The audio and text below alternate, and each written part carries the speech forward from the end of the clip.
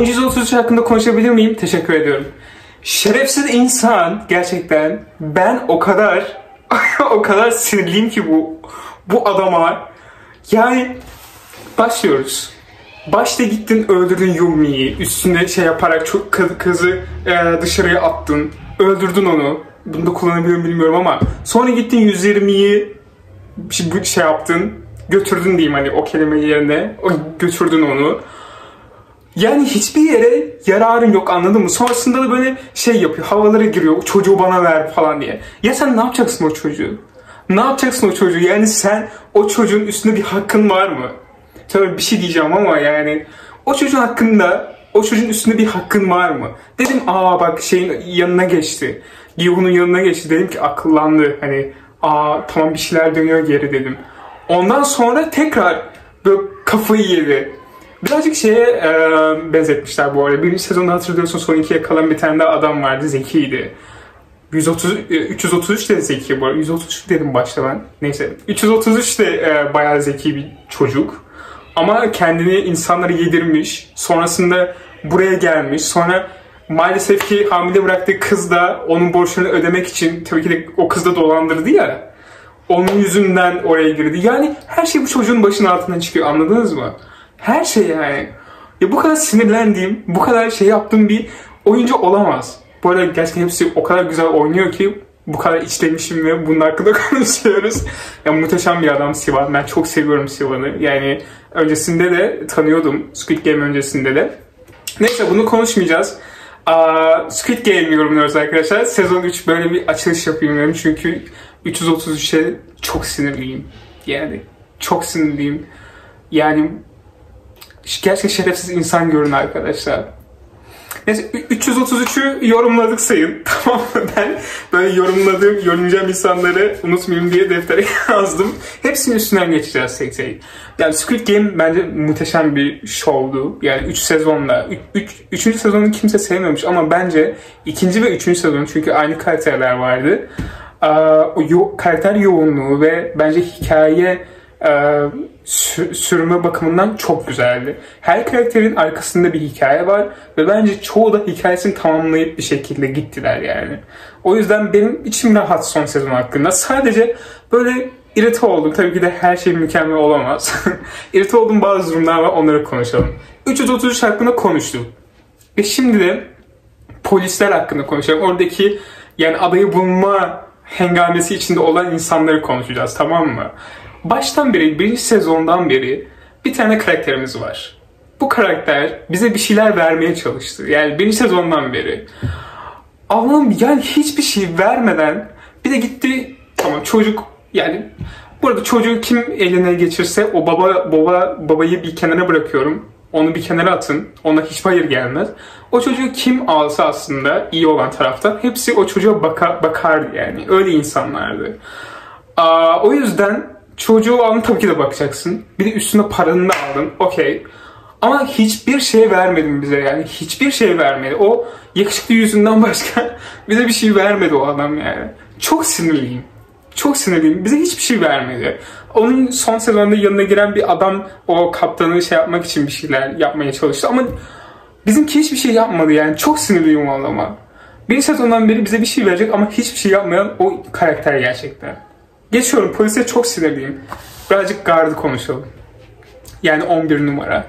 Bizim o gardımız. O kadın aurası hiç kimsede yok bakın. O kadın aurası kimsede yok. Ben aşığım o kadına. Yani o son sahnede kendini götürmeye çalışırken o adamın oradan atlayışını görüp, yani 456'ını kendini atmasını görüp sonra çocuğun ağladığını gördükten sonra onu bırakması. Ben aslında dedim ki o çocuğu o alacak ve o bakacak kendi kızı diye. Ama sonra kendi kızının peşinden gitti falan. Başta teoriler vardı bu arada. Hani birinci sezonda son 3'e kalan bir kız da vardı. Adını yanlış söylemiyorumdur umarım. Sebyok. İşte o kıza onun kızı veya kız kardeşi falan diyorlardı. O teoriye bir şey oldu mu bilmiyorum. Eğer siz yakaladıysanız bana yazın onu. Ben öyle bir şey sanmıştım aslında. Hani onun kızı o. Ama sonra işte o da kendi hikayesinden gitti.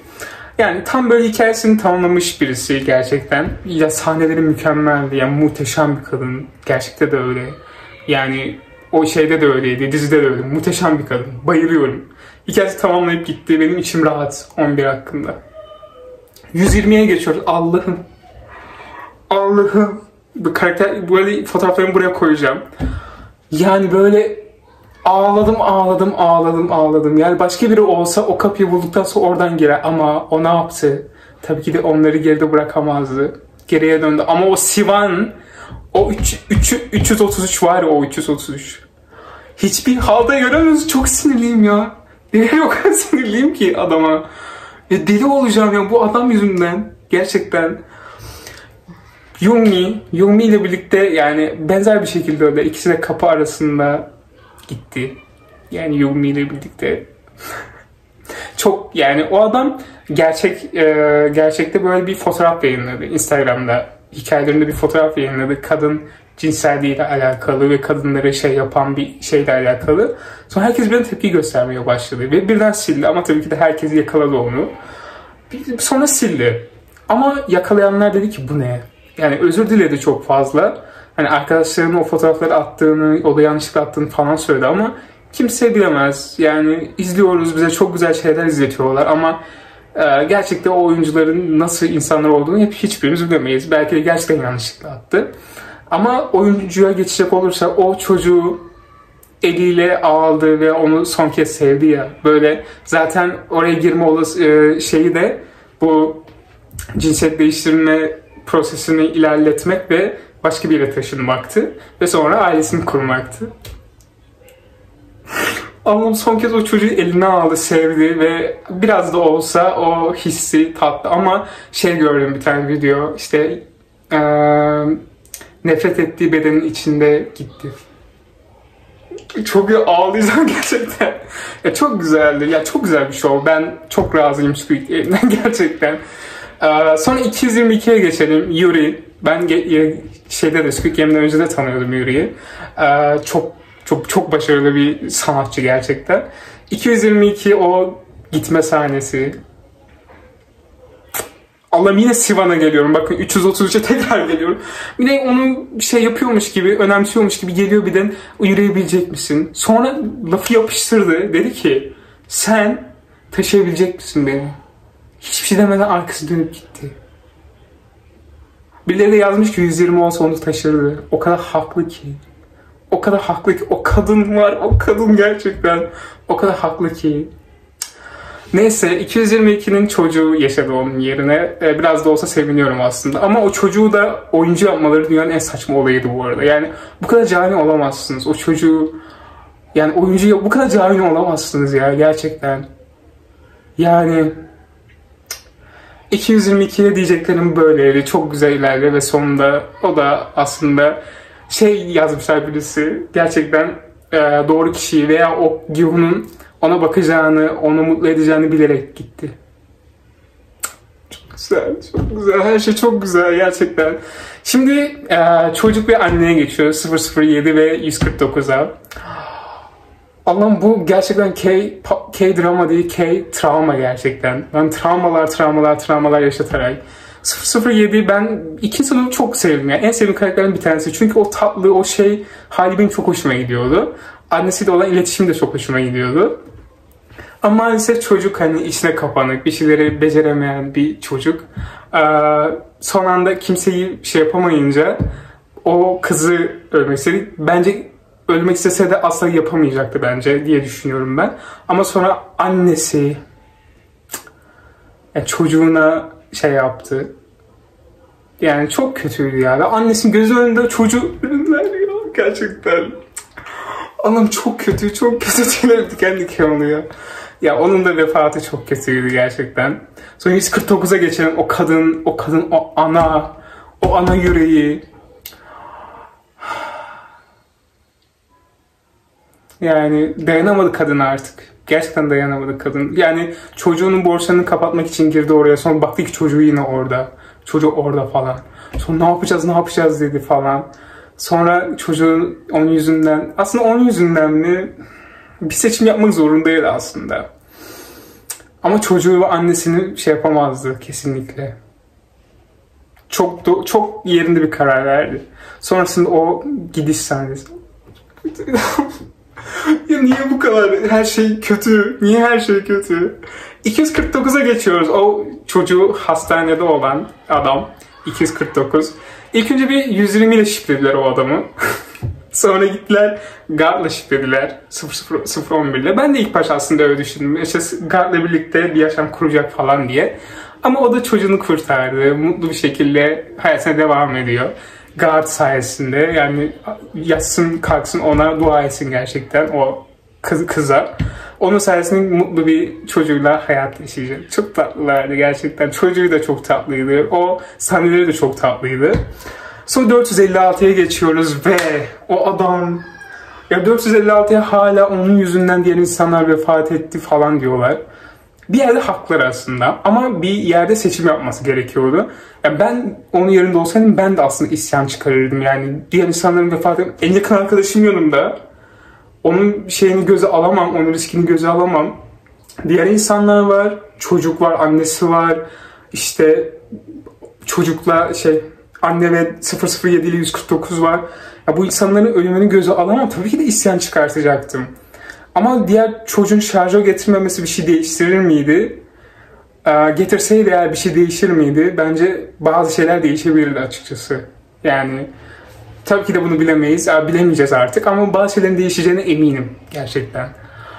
O yüzden ben 456'da suç bulmuyorum açıkçası.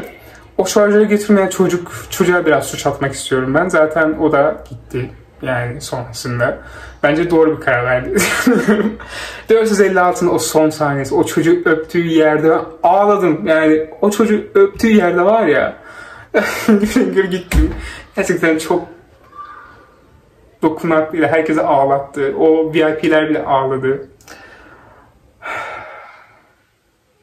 Yani çok güzel bir karakterdi. Ben razıyım. Gi-hun'dan razıyım ben. Minsu'ya geçelim mi? Ben Minsu'yu atladım galiba. Evet. Minsu o Semin'i konuşalım. Bence çok tatlı bir iki kapalı. Semin'e yazık oldu. Çünkü o çocuğu önemsiyordu. Ama o çok korktuğu için o kıza yardım etmedi ve o kız da vefat etti. Sonrasında tabii ki de rüyalarına girdi o kız. Tabii ki de vicdan azabı çekecekti. Sonra kafayı yedi çocuk. Ya bu kadar ilerlemeli miydi o çocuk bilmiyorum ama bir şeye yapmadı hani. Yani hikayesini anlamadım. Bir şeye rolü var mıydı onu çok anlayamadım aslında Minsu'nun. Benim Minsu'ya benzetenler de oldu bu arada. Ama tatlıydı. Ben seninle gerçekten keşke biraz daha ilerleselerdi. Biraz daha onların böyle şeylerini görmek isterdim açıkçası. Sonra geçiyoruz. Sevgi sahnesi vardı 456'ın. O 100 numaraya bıçağını dayadığında işte sen böyle bir insan değilsin ya. Çok tatlı, çok böyle tüylerim diken diken oldu gerçekten. Ve sonra son sahnede Squid Game Amerika'ya bir göz kırpıldı. Yani her şeyde karışmayın. Her şeyde bir Amerikası çıkmasın gerçekten.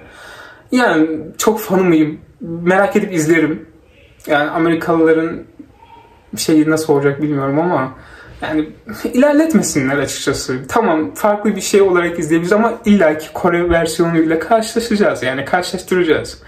Bundan kaçamayız. Cate Blanchett'ın orada bir şey vardı. Spin-off'un değil. Son sahnesi vardı. Bakalım galiba onayladılar. Amerika versiyonu olacak diye. Bakıp göreceğiz. Bakalım nasıl olacak. Pardon. Benim genel yorumum böyleydi. Umarım eğlenmiş. Siz de altı yorumlarınızı yapabilirsiniz. Son kez söylüyorum. Buradaki yorumların hiçbiri oyuncuların gerçek karakterleri hakkında değil. Yani dizideki karakterleri hakkında yorum yaptım. Hiçbirinin yani böyle bir relate ediyorsanız da gidin psikoloğa falan gidin arkadaşlar. Bu sadece bir dizi ve oynayanlar da oyuncu. Adı üstünde oyuncular.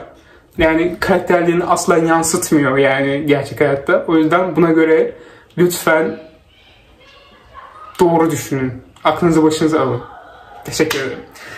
Kendinize iyi bakın. Bir dahaki videoda görüşürüz. Öpüyorum sizi.